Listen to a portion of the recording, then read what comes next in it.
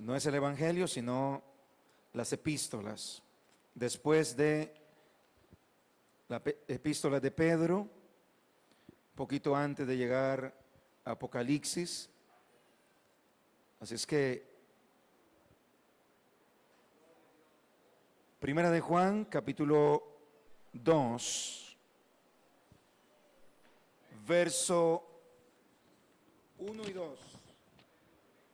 Versos 1 y 2 dice la Escritura: hijitos míos, estas cosas os escribo para que no pequéis.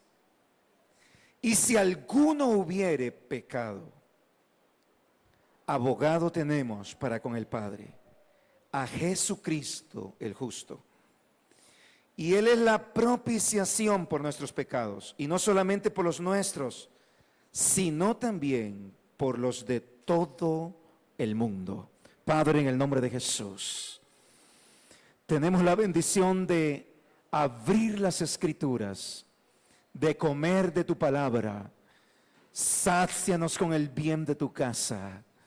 Sacia a tu pueblo y a todos los oyentes. Señor, lleva esta palabra y produce todo aquello para lo que es enviado: salvación, vida, salud, libertad. Los cautivos sean libres, los pobres reciban buenas noticias, los que están oprimidos hoy sean puestos en libertad. En el nombre de Cristo Jesús, el Espíritu de Dios opere de manera extraordinaria, convenciendo de pecado, de justicia y de juicio, y el Señor reciba toda gloria, honor y alabanza. En el nombre de Cristo Jesús lo pedimos. Amén. Pueden sentarse. Aleluya.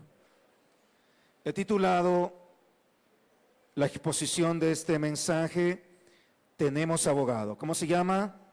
Tenemos abogado. Estamos entregando una serie de mensajes que apuntan a la gracia y a la comprensión de la gracia. Nosotros hemos leído la Escritura con toda claridad. Ahí mismo en la epístola de Juan, capítulo 3, verso 8, está escrito: el que practica el pecado es del diablo.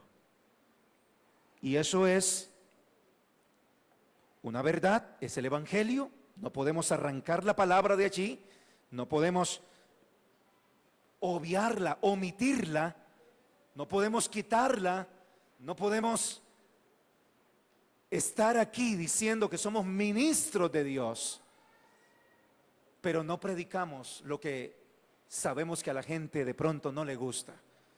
El Evangelio no es un tema de gustos, porque Cristo no es una opción. Cristo es el único camino, verdad y vida. Así es que no estamos predicando una opción al mundo. Lo que le estamos mostrando al mundo son las buenas noticias de decirle: solo en Cristo hay salvación. Y la forma de vivir en Cristo está dicha en el Evangelio de la gracia de Dios. Así es que está establecido: el que practica el pecado, el que se dice que es hijo de Dios y practica la iniquidad, vive en sus obras impías, es del diablo. Lo dice la palabra de Dios. Y eso hay que predicarlo con tanta fuerza y con tanta vehemencia como cuando predicamos de las promesas extraordinarias de Dios para nuestra vida, como cuando predicamos que el Señor vendrá por su pueblo, con tanta vehemencia, porque definitivamente no podemos vivir una vida engañada o engañándonos a nosotros mismos. Pero la gracia de Dios es tan extraordinaria que hoy leemos: hijitos míos, estas cosas os he escrito para que no pequéis. Pero si alguno ha pecado, tenemos abogado. para que nadie tenga excusa de refugiarse en la frustración de decir: es que yo pequé y ya no puedo volver a levantarme. Si alguno hubiera pecado, a la diestra del Padre está uno que fue a la cruz y que está sentado intercediendo por usted y por mí, para que nosotros alcancemos misericordia, aun cuando habiendo sido redimidos hubiéramos pecado. Ahora, si hubieras pecado, lo que el Señor está diciendo es: corre donde el abogado. Ve donde el abogado. Porque ¿cuándo es que usted necesita un abogado? Cuando está en problemas. El delincuente que está sin ser descubierto. El delincuente que ha robado, ha hurtado, lo que haya hecho, pero aún todavía no está procesado por la justicia. No tiene ninguna persecución penal. No necesita abogado. ¿Quién es y por qué la Biblia dice que tenemos abogado? Porque el que ha pecado está en problemas seriosísimos. Esto no es el religioso que dice: no, pues yo peco y me arrepiento. Peco y me arrepiento. Peco y ahí llego y un montón de mocos tiro y me arrepiento. Ahí tengo un problemita. No, no es problemita. Si estás practicando el pecado, estás en un problemón. La Biblia dice que así estábamos todos nosotros. Y hoy, precisamente, en el libro de Isaías capítulo 1, describe el seriosísimo problema en el que nosotros estábamos. Y dice el verso 5: ¿por qué queréis ser castigados aún? ¿Todavía os rebelaréis? Toda cabeza está enferma. Eso es sin Cristo. Eso es sin ir al abogado. Y todo corazón doliente. Desde la planta del pie hasta la cabeza, no hay en él cosa sana, sino herida, hinchazón y podrida llaga. No están curadas ni vendadas, ni suavizadas con aceite. La persona que está en pecado tiene que darse cuenta que su condición es esa. Está podrido. Está enfermo de muerte. Por cuanto todos pecaron, están destituidos de la gloria de Dios. Yo no sé a cuántos han votado aquí del trabajo. ¿Cómo se siente el día que le entregan la carta de despido y le dicen: ya usted no trabaja más para esta empresa?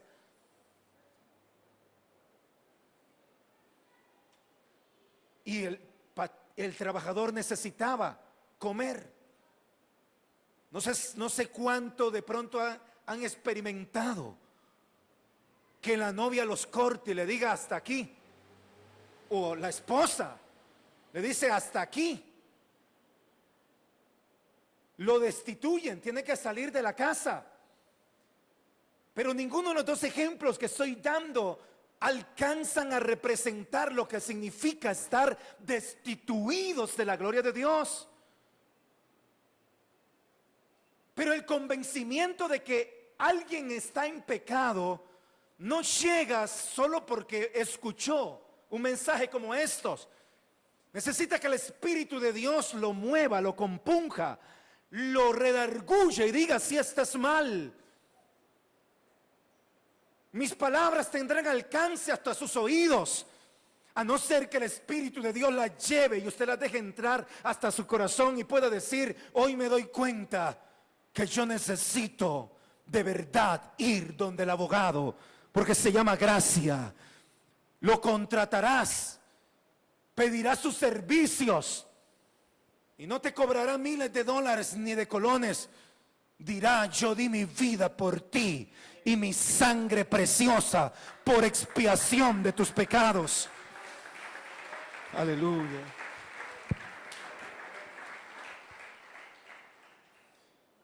La Escritura dice: Cristo Jesús es la propiciación por nuestros pecados. Propiciación significa expiación, y expiación significa librar de culpa, aplacar, anular, limpiar, purificar, perdonar, reconciliar, satisfacer.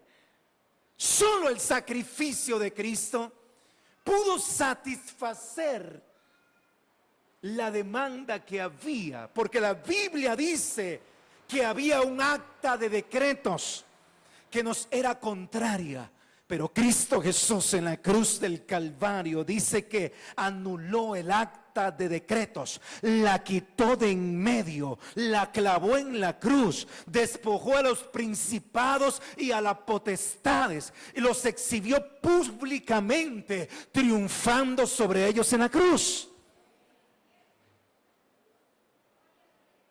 El sacrificio de Cristo es la sangre de Cristo, es el poder de Dios, es la gracia. No hay nada que pueda quitar pecados sino el don inmerecido de Dios en nuestras vidas. Y si tú estás procurando ser cristiano por las obras que tiene y tener aceptación delante de Dios porque haces muchas cosas buenas a favor de tu prójimo, estás en el camino equivocado. No por obras para que nadie se gloríe. Tú no compras el favor del perdón de Dios. Nadie lo puede comprar. Solo la sangre preciosa de Jesucristo satisfizo lo que era demandado, porque éramos esclavos de las tinieblas, pertenecíamos al reino de las tinieblas, le pertenecíamos al diablo. Nos compró, nos rescató, nos expió, y Él entró como sumo sacerdote delante del Padre para decir: Padre, aquí está mi sangre, con el cual todo aquel que venga y reconozca que Jesucristo es el Señor será salvo. Pero el Señor dijo: pocos son los escogidos, muchos son llamados. Sangre que fue vertida para todo el mundo. Pero de todos los llamados, el mundo entero ha sido llamado. Y todo el que me escucha está siendo llamado. Los brazos abiertos del Señor siguen extendidos. Vengan todos los que están trabajados y cargados. El sacrificio de Cristo es para todo aquel, pero los escogidos son pocos. Porque son pocos los que escuchan un sígueme como lo escuchó Mateo. Son pocos los Mateos que dejan su puesto de tributo para seguir a Jesús. Son pocos que los que, derribados en su orgullo y aún en una cama y lecho de muerte, preguntan como Pablo: Señor, ¿qué quieres que yo haga? Son pocos los que, pensando en suicidarse y en quitarse la vida, como el carcelero de Filipos, está dispuesto a preguntar cuando hay una voz que le dice: no te hagas daño, para exclamar y decir: señores, ¿qué tengo que hacer yo para ser salvo? La respuesta del cielo es: cree en el Señor Jesucristo y serás salvo tú y toda tu casa. Pocos son los escogidos, porque los muchos han escuchado la voz, pero pocos son los que han estado dispuestos a decir: Señor, aquí estoy. te necesito y te reconozco como mi único y Salvador y Señor de mi vida. Muchos quieren llevar la vida cristiana recibiendo todos los beneficios que da el Señor y que se recibe en una iglesia, pero pocos quieren soportar la fatiga de lo que significa caminar todos los días siguiendo las huellas del Maestro. Pero estoy hablando también a gente que ha sido redimida con esa sangre preciosa de Cristo Jesús. A dos grupos de personas les hablo hoy: a los que han sido llamados y han endurecido su corazón. En el libro de Hebreos, capítulo 2, la Biblia establece, capítulo 3, la Biblia establece: por lo cual, como dice el Espíritu Santo, capítulo 3, verso 7, si oyeres hoy su voz, no endurezcáis vuestros corazones. Y en el verso 16 pregunta: ¿quiénes fueron los que habiendo oído le provocaron? ¿No fueron todos los que salieron de Egipto por mano de Moisés? ¿Y con quiénes estuvo el disgustado 40 años? ¿No fue con los que pecaron, cuyos cuerpos cayeron en el desierto? ¿Y a quiénes juró que no entrarían en su reposo sino aquellos que desobedecieron? Y vemos que no pudieron entrar a causa de su incredulidad. Pero ¿quiénes fueron? ¿Y quiénes son los que siguen quedando después de haber probado y escuchado de la salvación tan grande de Dios? Sino los que endurecen su corazón para decir: lo que Dios hizo por mí es grande, y se quedan con esa frase nada más. Porque si bien es cierto, la salvación no se obtiene por obras, cuando tú eres salvo, si realmente el Espíritu de Dios vive en ti, la naturaleza que Dios ha puesto en tu vida, estoy afirmando esta verdad, porque no se trata de que yo no hago obras y que no es por obras. La gracia tiene que ser entendida con la amplitud y la sabiduría que Dios ha revelado. La naturaleza que está en mí me impide ser un practicante del pecado. La naturaleza de Dios que está en mi vida, cuando yo miento, digo: no, esto no estuvo mal. Perdón, esto no estuvo bien. Porque el Espíritu de Dios está dentro de mí. Tengo una naturaleza divina. Fui sellado con el Espíritu de Dios. Si quiero sustraer algo, si quiero robar, el Espíritu de Dios está dentro de mí, no me deja. Cuando yo veo a una persona necesitada, con hambre, yo no digo: no me importa. El Espíritu y la naturaleza de Dios que está en mi vida me lleva a darle pan al hambriento. Pero no me estoy ganando la salvación, es que la imagen de Dios se está impregnando en mi vida. Ahora me parezco a Cristo Jesús y tengo compasión, me muevo en compasión. No puedo ver a alguien que está camino al infierno sin poder hablarle del Evangelio del Señor. Ayer cerramos el día de una forma llena de gozo, con una alegría de Dios maravillosa. Tuvimos un compartir con 7 de los compañeros y amigos de David, del colegio y ahora de la universidad, y estábamos ahí, y antes de salir nos propusimos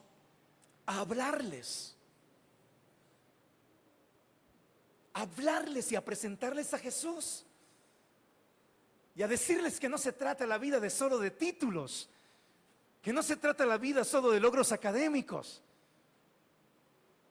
Y le predicábamos, el fin del discurso dado es este: teme a Dios y guarda sus mandamientos. Y le dimos, ¿sabe por qué? Porque la naturaleza de Dios en nuestra vida nos lleva a pensar de que si nosotros no le hablamos al hombre y a la mujer de Jesús, se van a perder. Y hoy por la mañana el Espíritu de Dios me guiaba y me ponía a interceder por ellos. Y me quebrantaba en mi espíritu y decía: Señor, alcánzalos con tu amor, con tu gracia, con tu misericordia. Eso es lo que Dios está diciendo a la iglesia. Iglesia, despierta en compasión. Despierta en compasión por el perdido. Porque no se trata de que nos prediquemos unos a otros sobre si estamos o no estamos en el reino de los cielos, sino de cuántas también tienen que venir a Cristo y ser salvos. Y le toca a usted y a mí hablar cada día de estas buenas noticias de Dios. Aleluya.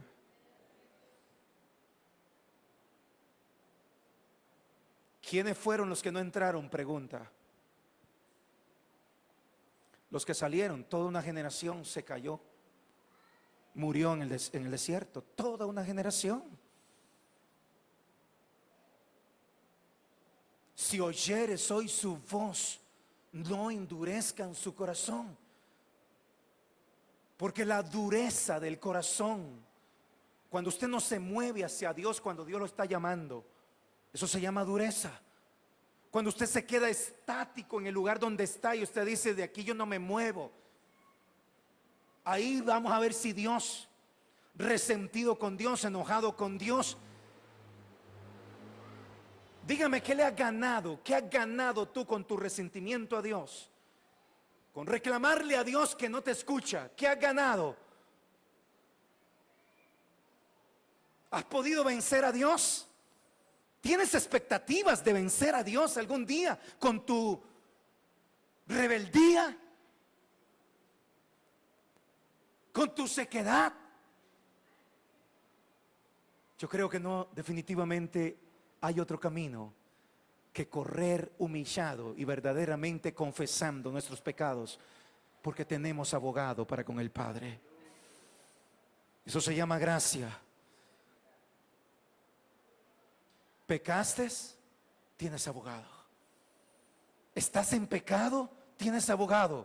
Corre y rompe las cadenas que te han impedido disfrutar de la luz y resplandor que hay en el reino de los cielos. No te quedes ahí minimizando el pecado. ¿Qué hubiera pasado? ¿Qué hubiera pasado si David, el día que pecó, dice: pues cometí un errorcillo, me equivoqué, metí los escarpincillos,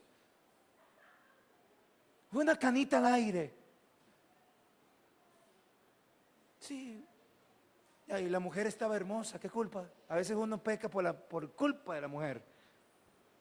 Los hombres machistas hablan así: todo lo que hacen es por culpa de la mujer. Cristianos que viven la vida diciendo: sí, es que me resbalé en una cáscara de banano. Por eso cuando el Señor dice: si alguno, lo que está diciendo es, le estoy hablando a la iglesia, a una iglesia que bajo todos los principios de Dios es santa, practica santidad, que nos equivocamos, ¿sí? Que pedimos perdón todos los días, pero no por ser practicantes del pecado, que pedimos perdón porque como humanos nos dejamos entrar de pronto pensamientos de orgullo. Y usted no se dio cuenta cuando el pensamiento de orgullo entró. Y por eso el Señor dice: cuando ustedes oren, van a decir: perdónanos. y va a llegar y va a decir: Señor, perdóname porque de verdad me he equivocado. Usted de pronto desperdició el tiempo y no lo hizo deliberadamente, quería aprovecharlo bien, pero se le fue el día, se distrajo. La mente, su ocupación, su carne lo engañó y usted sabe que falló. Perdóname, Señor, pero no es un practicante del pecado deliberado. Porque la sangre preciosa de Cristo tiene que ser valorada todos los días, y es valorada todos los días por aquel que ha sido redimido de verdad y lavado. El que puede decir: Dios me limpió, qué alegría. Dios me perdonó, qué gozo. Vivo bienaventuranza de Dios, porque escrito está: bienaventurado aquel cuya rebelión ha sido perdonada y cubierto su pecado. Soy feliz. Cristo me salvó. Soy feliz, porque de eso se trata la vida cristiana. Una vez más estoy enfatizando: no se trata de prohibiciones y de no puedo. La vida cristiana se trata de tener acceso a toda la bendición que Dios hay, a toda la bendición que estaba en el huerto del Edén, a toda la bendición que ha dejado Cristo Jesús, de lo que significa no estar podridos desde la planta del pie hasta la cabeza. Éramos podrida llaga, olíamos mal, y el que practica el pecado, por eso es que la Biblia dice que es del diablo, está destituido.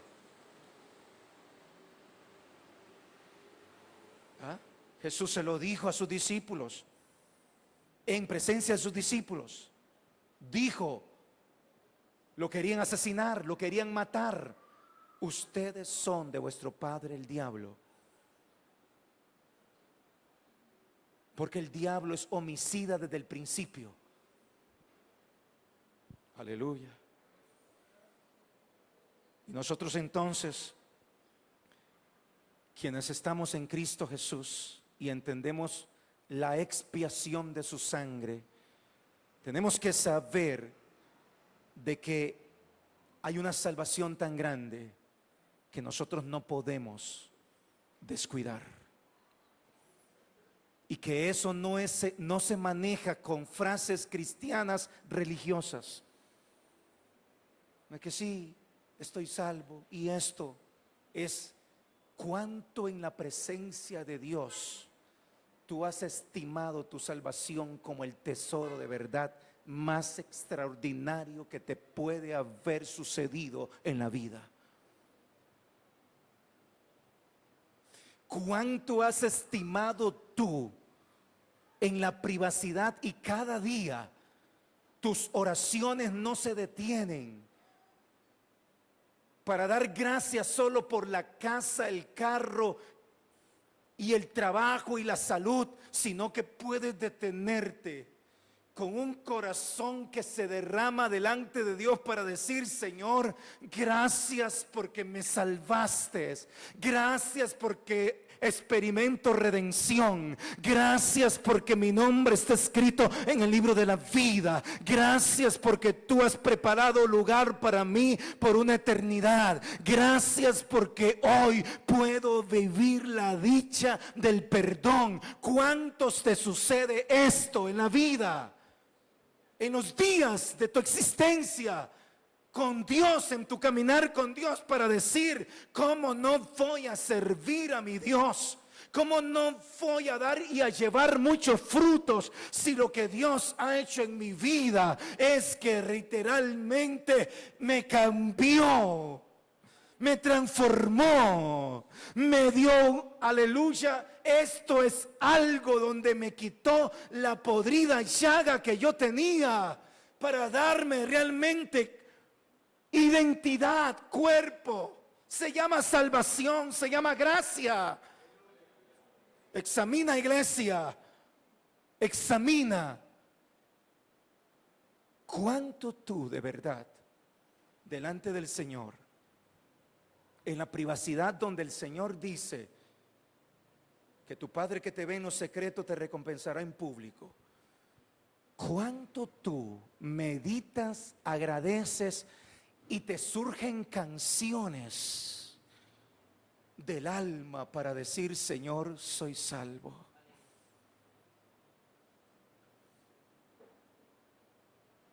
Y te quedas ahí minutos y tiempo con Dios para decir: Señor, soy salvo.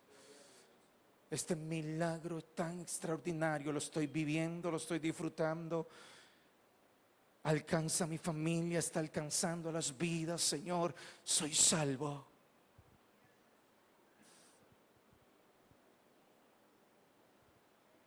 Los seres humanos tendemos a dar gracias a Dios. Un cristiano sin la conciencia o habiendo olvidado y no esforzándose por valorar, cuando la Biblia dice: ¿cómo escaparemos si descuidamos una salvación tan grande? El cristiano entonces comienza a ver todo lo que sucede alrededor para dar gracias, y dejó de poner su mirada en el Calvario para decir: Cristo Jesús vertió su sangre por mí. Cristo Jesús vertió su sangre por mí, me lavó, me redimió. Estamos felices, Señor. ¿Y qué era la felicidad? Los demonios se sujetaban. Estamos felices, los demonios se sujetaban. ¿Y la salvación que yo les di? ¿Se olvidaron agradecer y a dar gracias por la salvación que yo les di? No se alegren porque los demonios se sujetan. Alegren que su nombre está escrito en el libro de la vida. Brinquen, den vueltas, aplaudan, den grito de júbilo, engrandezcan al Señor. Diga: Señor, me salvaste,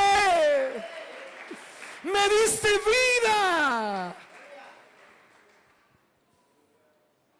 Hay cánticos que Dios está esperando en el cielo de leprosos que fueron limpiados, que tienen que dar gracias, porque no has sido lo suficientemente claro en tu acción de gracia a Dios. No has sido lo suficientemente comunicativo y no has permitido que tu corazón se ensanche en agradecimiento al ver realmente. No fue el mar que se abrió,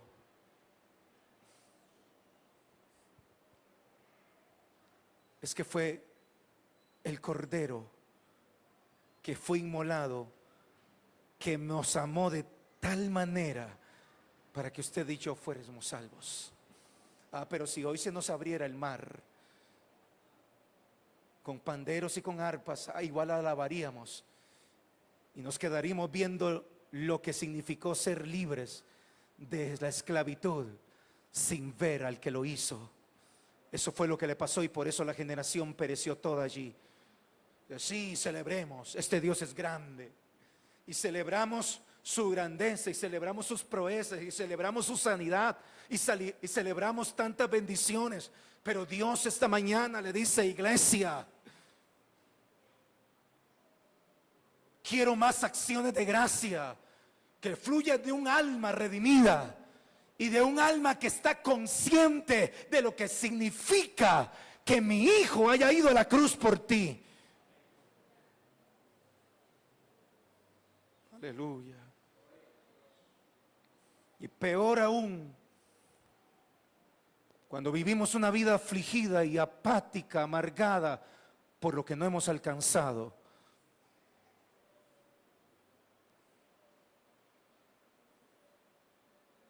¿Por qué la gente se resbala y pone por excusa y dice: es que tengo un problemita, tengo que resolverlo, todavía no? ¿Sabe por qué? definitivamente, porque la salvación para ellos es algo poco, muy poco. Cuando usted se da cuenta que la salvación tan grande de Cristo Jesús es todo lo que usted tiene para poder disfrutar hoy, todos los días sobre su tierra, sobre la tierra, y la eternidad que Dios ha puesto en nosotros con Cristo, usted todos los días no solo la tendrá usted, la cuidará usted, sino que estará interesado y lleno de compasión. Y el ADN de Dios en su vida, de misericordia, de amor y de gracia, lo llevará a no estar callado, sino a decir: yo tengo que hablarte de que Cristo Jesús te ama. Y que Cristo, y habrá una unción sobre su vida. Habrá una gracia de Dios sobre su vida. Habrá una gracia de Dios para decir: sí, tú eres la persona por la que Cristo murió. Habrá en su vida llanto, quebranto, cuando usted gima y clame y diga: Dios mío, mi madre no se ha convertido, voy a llorar y ayunar por ella. Mi primo no se ha convertido, voy a clamar y ayunar por él. Aleluya, esta ciudad necesita una iglesia llena de la compasión de Dios, llena de la compasión de Dios, que pueda entender que la sangre de Cristo, que la trompeta aún no ha sonado, y es porque Él no quiere que ninguno se pierda, sino que todos sean salvos. Pero tengo que decirle que hay gente hoy perdida, sentada en esta silla de esta iglesia, a la que no se mueve, a la que no reacciona, a la que está seca. Hay gente perdida en la silla de esta casa y de este auditorio, pero no se mueven. Han endurecido su corazón. No me hacen ningún daño a mí, ni se lo hacen al Señor. Te estás dañando tú mismo,